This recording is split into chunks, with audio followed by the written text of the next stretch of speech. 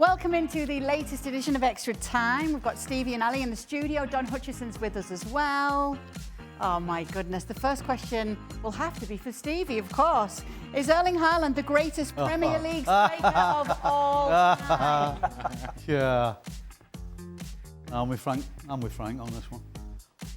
Don't start blaming someone else. I want your opinion, just outright. No, how can he be? How long has he been in the league? 4 years? How can he be? You can't judge until he's either finished or right at the end of his career.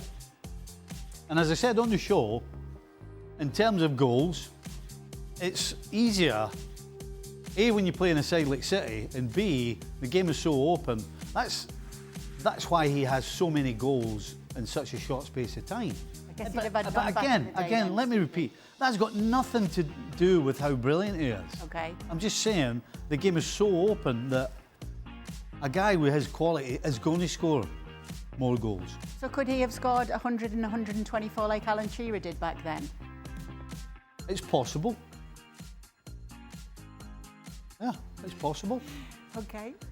Would you bet against him becoming the greatest striker of all time in the Premier League? If he stays fit, I'd have a tough time arguing against you. Well, you'll find a way. If he keeps doing what he's doing, then absolutely. He'll give it a go. If he scores another 111 in the next 100 games, I won't be able to argue with you. All right. All right. I think that's pretty clear, isn't it? Okay, we all right with that, guys? Yeah, done. I mean, wasn't it Craig on here about a month ago saying he wasn't in the top 20 and then had to backtrack double quick? Right, yeah, but Craig was involved in that conversation, but then quickly backpedaled as well, to be fair. Yeah, but Craig mentioned a couple of old Chelsea boys, didn't he? And it was like, whoa, you can't be bringing boys in from the 70s into Erling Haaland's conversation unless they're racking up serious numbers. It was funny. Okay, I'm sure this topic will come back up again. No doubt. I can't wait. No doubt. It's going to be amazing. Okay. Ale, who's your pick to win MLS Cup this Saturday? And is this one of the most even matchups we've seen in the final in recent memory? Oh, you mean there's another team playing other than Inter Miami? Oh, yes. You mean they're playing somebody in MLS Cup? It's not just Messi and Inter Miami celebrating and maybe winning. Vancouver can do it. Well, the game's in Miami, right? Yes. But you wouldn't know that they're playing against another team. Look, the Vancouver Whitecaps are an uncomfortable matchup for Inter Miami, and I think they can expose some of the frailties that Inter Miami and vulnerability that Inter Miami have defensively. Having said all that, this is Inter Miami and Lionel Messi. More importantly, Lionel Messi, if he plays at the level that he's been playing in the playoffs, and why wouldn't he? Because he's Lionel Messi. They become so difficult to stop. Him playing at a high level, Tadeo Allende playing at a high level, Silvetti playing at a high level, Jordi Alba as well. They seem to have too many tools available for Lionel Messi, and this team offensively has been dominant. They're explosive. If Vancouver is unable to address that, I don't think they have an opportunity to win this game. But that's what everybody's been saying, and so maybe Vancouver can use that to their advantage. Nobody's talking about Vancouver whatsoever, and this is a good team that can be a problem for Inter Miami. I'm still going to pick Miami. I'm being told that after today's Barcelona game against Atleti, Diego Simeone said he couldn't believe that Raphinha didn't win the Ballon d'Or. Okay. So he's adding some fuel to that one. And we're talking about that game right now because there's a question here saying, is Yamal really Barcelona's best player ahead of Raphinha? The team is on a whole other level with Raphinha on the pitch, and he does have more important goals since the beginning of last season. I'll put that to you, Ale.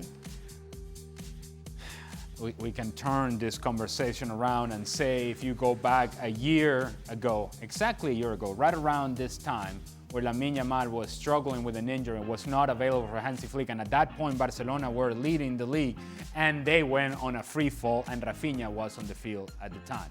So we seem to be prisoners of the moment and seem to react on what we see on the last couple of performances from Raphinha, how much of an impact he has on this team, which he does.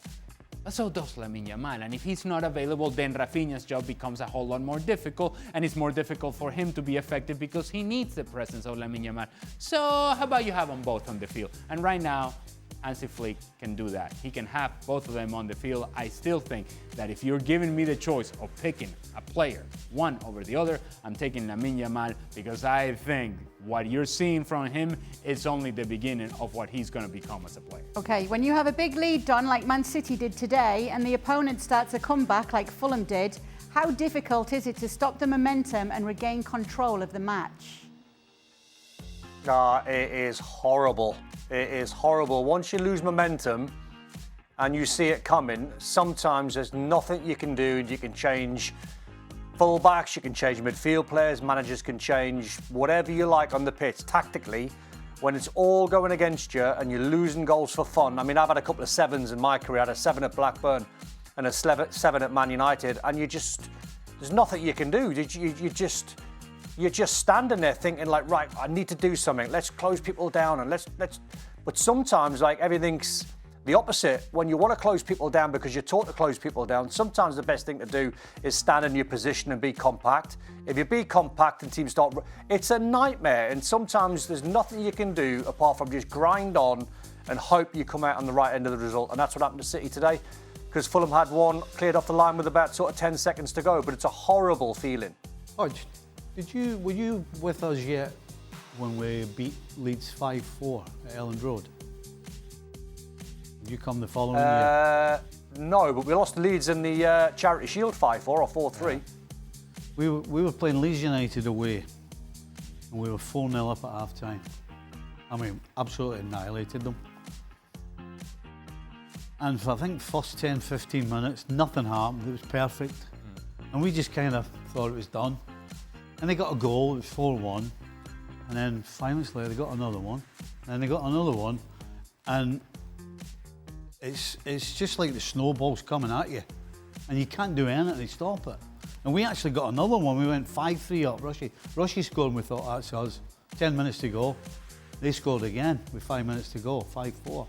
I mean, we held on big time. A bit like City today. Game was done. We fell asleep, stopped playing. When that snowball gets going, as Don said, you can't stop it. I was kind of annoyed that you were annoyed about the stats as to there being 9 goals in a Premier League game and how often that had happened. You know why I was kind of annoyed? Why are you going to get him started? No, I have to get him started because for once it involves Middlesbrough. Oh, is that why? We were in a game where there were 9 goals scored. And we scored 8 of them against Man City in 2008. Hey, all right. It was a kind of, like... It is a high scoreline for a Premier League game, Stevie, isn't it? Commentators come out. I mean, I get that some people like stats, but, you know, give us a solid, a really good start. You know, John gave us this is the 6th highest, what was it, 6th highest? It 4th? Was it 6? No, it was definitely 6. Was it 6? Like, what would 6? If it was second or first, but John's telling me it's 6. I'm like, who cares if it's 6th? When does anybody ever care about anything being 6th? 6-7, 6-7. Oh my goodness, we've had too many 6-7s on this show. Hey. If we get a 6-7 in the Premier League, then we'll talk, all right? Should Liverpool sell Salah in January and use the money to buy his replacement, Stevie? Yes. Why wouldn't you? Why wouldn't you? Who's going to buy him? Well, I think it's pretty obvious. There's only one place he's going to. There's only one place he's going to go, because nobody else is going to pay him what he's getting. So, yeah, why wouldn't you? You got to move on eventually. Right now. But bad form doesn't last forever, does it? It can. It can. You think it will with him?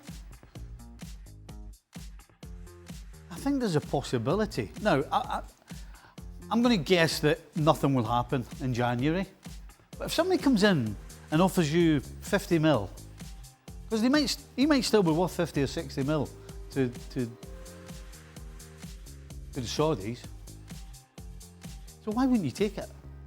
You get 50 mil, you get that wage off the bill, and then you can go again and retool. gets a medal. If you can work that out, gets a medal. But I don't think that will happen. I think Liverpool will wait.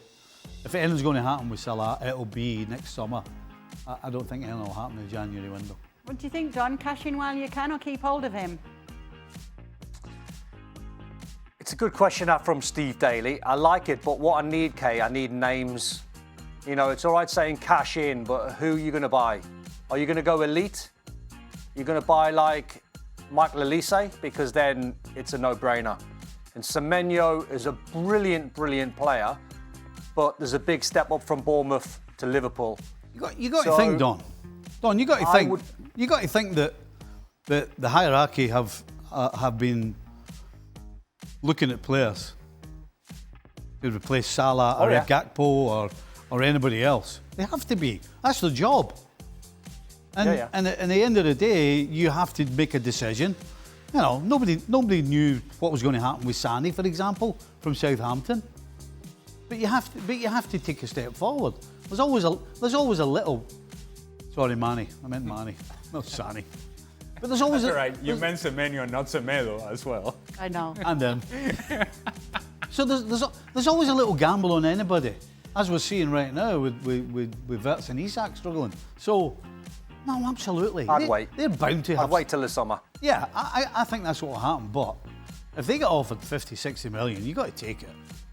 Fair enough from you, Stuart. There's some news on Dani Olmo's current injury, that he's dislocated his shoulder and it will be 3 weeks on the sidelines right now. The next question is about Barcelona. 3 weeks? For a dislocated shoulder? That's what we're I don't hearing think right now. so.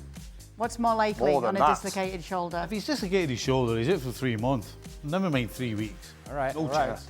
All right. Nicol MD. I'm just saying, I've done my shoulder twice. All right. I've done it. Aye. I've done it, yeah. Oh, we got experience everywhere. Yeah, exactly. It was 3 months. No, Maybe we're talking it's a about here, by the way. Semenyo situation and a Mane Sane situation. Maybe Dani Olmo's just tougher than Don and Stevie. Oh, he's not that tough. He's done his shoulder. Ale, does Rashford deserve more game time at Barca?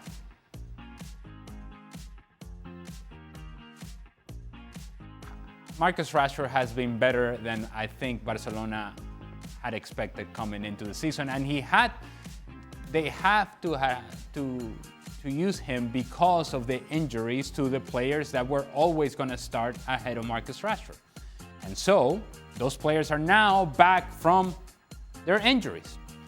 We just had a question about, is Raphinha the most important player in Barcelona and not Lamine Yamal? And I was saying that I would take Lamine Yamal over Raphinha. I tell you what I'm not doing. I'm not taking Marcus Rashford over Raphinha or Lamine Yamal. So those two guys are going to play. And then the question becomes who plays through the middle. And that will be either Robert Lewandowski or Ferran Torres. It won't be Marcus Rashford. So it's not a matter of whether you deserve more playing time or not.